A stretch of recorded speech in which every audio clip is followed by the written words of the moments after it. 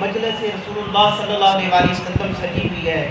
हजूम आशिका है कि मस्जिद नबवी के सहन में एक कोने में एक शख्स खड़ा रो रहा है, ज़ारो कतार रो रहा है, और उसके आंसू उसकी गालों से बहकर उसके दामन को भी भिगो रहे हैं, और वो दुआ मांग रहा है। वो रब से क्या कहता है अल्लाहुम्मा इन्नी अस्आलुका इन्नका अंतल दार।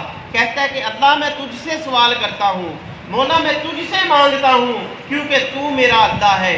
मौला तेरे सिवा कोई भी नहीं, तेरे अलावा कोई भी नहीं है। वो ये दुआ मांगता है। हमारे आका सरकार दो आलम सल्लल्लाहु अलैहि वसल्लम एक सहाबी को कहते हैं कि जाओ इसको बशारत दे दो, इसको खुशखबरी सुना दो कि तुम्हारी दुआ आज कबूल ही कबूल है। दुआ मांगने का ये तरीका है। मौला कायनात हज़रत अली अल मुर्तज़ा करमल्लाहु वजहुल करीम आप जब मांगते हैं तो कहते हैं कि मौला तुझसे एक ऐसा बंदा मांग रहा है कि जिसके पास सिवाय दुआ मांगने के कुछ भी नहीं है। मौला तुझसे ऐसा बंदा मांग रहा है कि जिसके पास इन उठे हुए हाथों के सिवाय कुछ भी नहीं है।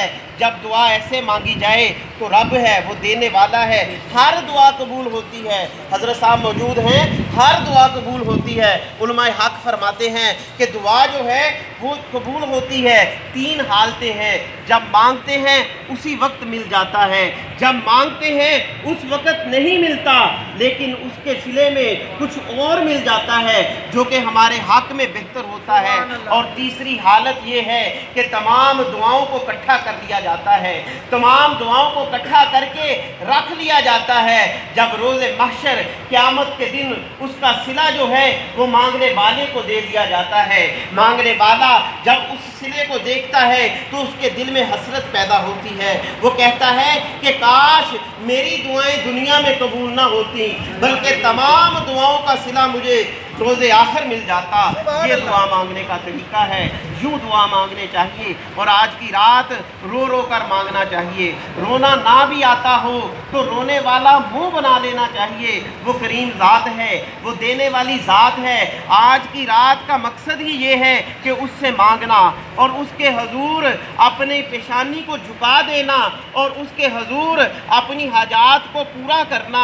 एक शख्स ने नबी करीम रऊफ़ुर रहीम सरकार दो आलम सल्लल्लाहु अलैहि वसल्लम से पूछा कि आका अगर मेरी ज़िंदगी में शबे तौबा आ जाए, शबे रहमत आ जाए, यानी ये शाबान की 15वीं शब जो है ये शबे बारात आ जाए तो आका और मेरा रब मुझे दुआ मांगने की तौफीक भी अता फरमा दे तो मुझे क्या मांगना चाहिए।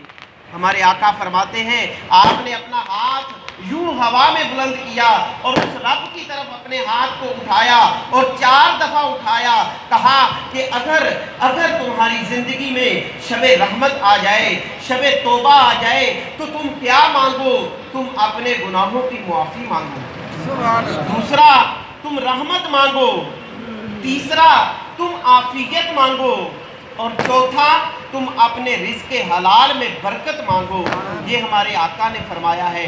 आज हम आका के फरमान के मुताबिक दुआ मांगेंगे। अपनी हाजात को रब के सामने रखिए, अपनी ज़रूरियात को उस रब के सामने रखिए जो जानता है। बताने की ज़रूरत नहीं, हमें मांगना नहीं आता, उसे देना आता है। इसलिए अपने गुनाहों की तरफ ध्यान लेके जाइए और गुंबद खज़रा की तरफ अपनी तवज्जो कीजिए। इंशाअल्लाह आज जो मांगेंगे वो ज़रूर अता होगा।